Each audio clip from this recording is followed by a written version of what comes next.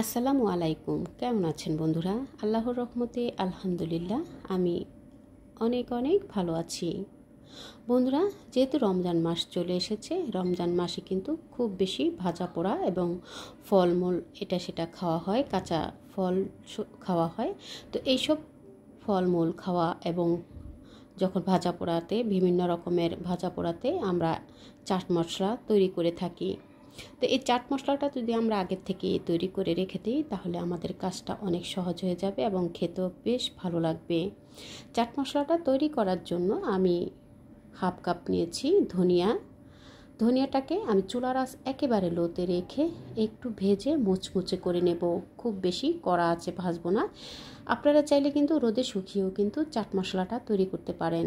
তো বন্ধুরা, ধনিয়াটাকে ভেজে নিয়ে একটা সার্ভিং ডিশে ঢেলে এখন আমি সেই একই প্যানে একই সমান জিরা দিয়ে দিলাম। আমি ধনিয়া যতটুকু নিয়েছি জিরাও ঠিক তার সম পরিমাণে নিয়েছি। চাট মশলাটা যে যতটুকু তৈরি করবেন সেই অনুযায়ী কিন্তু উপকরণগুলো ব্যবহার করবেন। আমি যেহেতু পুরো রমজান মাসের জন্য তৈরি করছি তাই একটু বেশি করেই তৈরি করে নিয়েছি, আর এটা আপনারা তৈরি করে 6 মাসের মতো সংরক্ষণ করে রাখতে পারবেন। জিরাটা একটু ভালোভাবে ভেজে নিয়ে চুলার আঁচ একেবারে লোতে করে ভেজে নিয়ে এরপর আমি এখানে দিয়ে দিলাম শাহি জিরা 1 টেবিল চামচ। শাহি জিরাটা সাথে দিয়ে আবারও একটু ভালোভাবে ভেজে নিচ্ছি। বন্ধুরা, খুব বেশি কড়া আঁচে ভাজতে যাবেন না, জাস্ট একটু ফ্লেভার আসবে এবং মুচমুচে হবে সেই পর্যন্ত ভেজে নিয়ে আবারও ঢেলে নিয়েছি। সেই একই প্যানে আমি এখানে দিয়ে দেব পাঁচফোড়ন, ধনিয়া, জিরা আমি সম পরিমাণেই কিন্তু নিয়েছি। এখন আমি পাঁচফোড়নটাকেও চুলার আঁচ একেবারে লোতে রেখে ভেজে নিচ্ছি, একটু মুচমুচে করে ভেজে নিচ্ছি। সাথে 1 টেবিল চামচ দিয়ে দিলাম গোলমরিচ, 1 চা চামচ দিয়ে দিলাম লবঙ্গ এবং 1 চা চামচ দিয়ে দিলাম এলাচ দিয়ে আবারও একটু মুচমুচে করে ভেজে নেব। বন্ধুরা, আপনাদের যদি রোদের ব্যবস্থা থাকে তাহলে এই সবগুলো উপকরণকে আপনারা রোদে শুকিয়েও কিন্তু একইভাবে একটু মুচমুচে হয়ে আসার পরে আপনারা মশলাগুলোকে ব্লেন্ডারে অথবা শিলপাটায় বেটে গুঁড়ো করে নিয়ে মিক্স করে নিতে পারেন। তো বন্ধুরা দেখুন, পাঁচফোড়নটাকে আমি মুচমুচে করে ভেজে নিয়েছি। উপকরণগুলো আপনারা আপনাদের প্রয়োজন মতো কিন্তু বাড়িয়ে কমিয়ে নিয়ে একই প্রসেসে তৈরি করে নিতে পারেন চাট মশলাটা। ধনিয়া, জিরা এবং পাঁচফোড়ন যতটুকু নিয়েছি তার ডাবল আমি নিয়েছি শুকনো মরিচ। চাট মশলাটা একটু ঝাল হলে খেতে ভালো লাগে, তো আমি এখানে শুকনো মরিচ নিয়েছি প্রায় 100 গ্রামের মতো। অর্থাৎ আমি ধনিয়া, জিরা এবং পাঁচফোড়ন যতটুকু নিয়েছি হাফ কাপ করে নিয়েছি। এখানে আমি 1 কাপের মতো শুকনো মরিচ নিয়েছি। একটু ঝাল হলে পাঁচফোড়নটা খেতে ভালো লাগে। মরিচটাকেও আমি চুলার আঁচ একেবারে লোতে রেখে একটু মুচমুচে করে ভেজে নেব এবং বোটাটা সাথে রেখেই ভেজে নেব। যখন ভাজা হয়ে যাবে, ঠান্ডা হয়ে যাওয়ার পরে বোটাটা ছাড়িয়ে নিয়ে এরপর আমি মরিচটাকে গুঁড়ো করে নেব।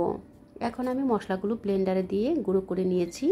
আপনারা কিন্তু এই কাজটা শিলপাটাতে বেটেও করে নিতে পারেন। আমি মশলাগুলো আগে গুঁড়ো করে নিয়ে এরপর আমি মরিচটাকেও ব্লেন্ডারে গুঁড়ো করে নেব। বোটাটা ছাড়িয়ে নিয়ে এখন আমি ব্লেন্ডারে দিয়ে দিলাম। শুকনো মরিচটাকেও আমি একইভাবে গুঁড়ো করে নিয়েছি। আপনাদের হাতের কাছে ব্লেন্ডার না থাকলে আপনারা এই কাজটা শিলপাটাতেও করে নিতে পারেন। তো সবগুলো গুঁড়ো হয়ে যাওয়ার পরে আমি এখন মিক্স করে নেব। তো গুঁড়ো মশলাটাও আমি এখানে গুঁড়ো মশলার সাথে আমি এখানে দিয়ে দিলাম মরিচের গুঁড়া দিয়ে ভালোভাবে মিশিয়ে নিচ্ছি। এখন আমি দিয়ে দেব হোমমেড তৈরি করা বিট লবণ। এটা আমার হোমমেড তৈরি করা বিট লবণ। আমার এই বিট লবণের রেসিপিটাও আমার চ্যানেলে দেওয়া আছে, আপনারা চাইলে সেখান থেকে দেখে নিতে পারেন।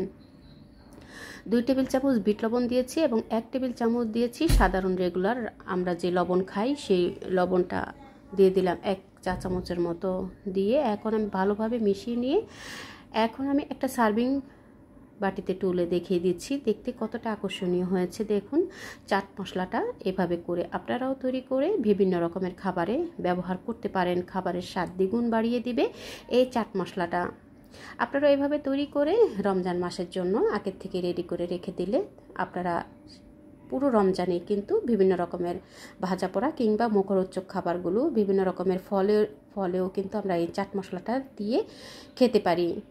এখন এভাবে করে ভেজে নিয়ে যখন ঠান্ডা হয়ে যাবে, গুঁড়ো হয়ে যাওয়ার পরে এরপর ঠান্ডা করে নিয়ে এরকম এয়ারটাইট বক্সে ভরে রেখে দিলে পুরো রমজান মাসেই কিন্তু আপনারা ব্যবহার করতে পারেন। আর এটা কিন্তু আপনারা প্রায় 6 মাসের মতো রেখে আপনারা ব্যবহার করতে পারেন। দেখলেন তো বন্ধুরা, কত সহজেই কিন্তু আমরা স্বাস্থ্যসম্মতভাবে ঘরেই তৈরি করে নিয়েছি।